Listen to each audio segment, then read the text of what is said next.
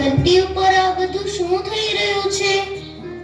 માણસ માણસનો દુશ્મન થઈ ગયો છે. ધર્મના નામે માણસ માણસને મારી રહ્યો છે. મંદિરો, મસ્જિદો ને તોડી રહ્યો છે.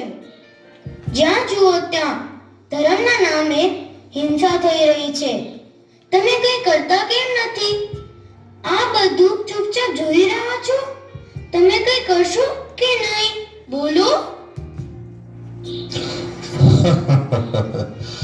વાહ દીકરી વાહ, તું પણ હવે મોટી થઈ ગઈ છો.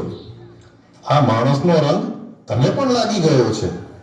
ભૂલો તમે કરો અને આરોપ મારા ઉપર લગાવો છો. હસવાની વાત નથી ભગવાન. તમારી બનાવેલી આ દુનિયા અને તમારો બનાવેલો માણસ છે, તો કંઈક પ્રોબ્લેમ હોય તો તમને જ કહું ને. વાત તો તારી સાચી છે દીકરી, કે આ દુનિયા અને માણસોને મેં જ બનાવ્યા છે. પણ મેં જ્યારે દુનિયાને બનાવી ત્યારે માણસ આવો ન હતો. ને હું તો કોઈ દિવસ કોઈને નથી કહેતો કે તમે ઝઘડા કરો. ખોટી વાત ના કરો ભગવાન.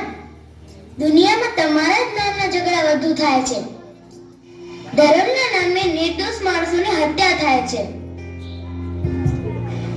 વાત તો તારી આ પણ સાચી છે કે દુનિયામાં સૌથી વધુ હિંસા ધર્મના નામે જ થાય છે. પણ મને એક વાત તું કહે કે આ ધર્મ બનાવ્યા કોને છે? આ દુનિયામાં બધું તમારું જ બનાવેલું છે, તો આ બધા ધર્મો પણ તમે જ બનાવ્યા હશે ને?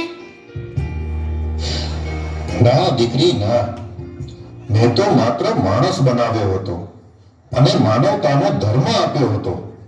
દુનિયાના આ બધા ધર્મો તમે માણસોએ જ બનાવ્યા છે અને એ જ ધર્મના નામે તમે લોકો આજે અંદરો અંદર લડી રહ્યા છો. તો પછી ભગવાન, આ બધા ધર્મના પવિત્ર ગ્રંથો ગીતા, કુરાન, બાઇબલ બધા ખોટા છે?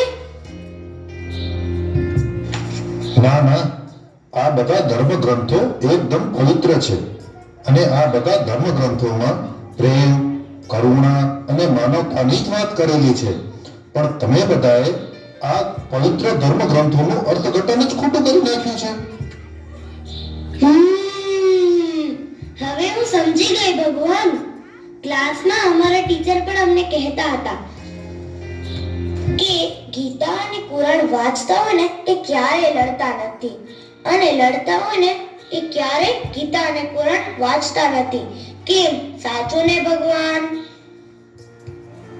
શાબાશ દીકરી, હવે તું સમજી ગઈ કે દુનિયામાં માનવતા એ જ સાચો ધર્મ છે. હવે તું પણ બીજાને સમજાવજે. જો બધા આ વાત સમજી જશે ને તો દુનિયામાં ધર્મના નામે થતા ઝઘડાનો એક દિવસ જરૂર અંત આવી જશે. ભલે, તો હવે હું જાઉં છું. મને બીજા પણ કામ છે. તો જ્યારે યાદ કરીશ ત્યારે હું ફરીથી હાજર થઈ જઈશ. હા હા ભગવાન, હવે તમે જાઓ.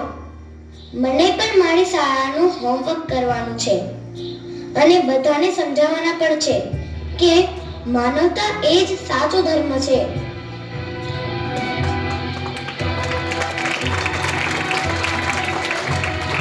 मजहब नहीं सिखाया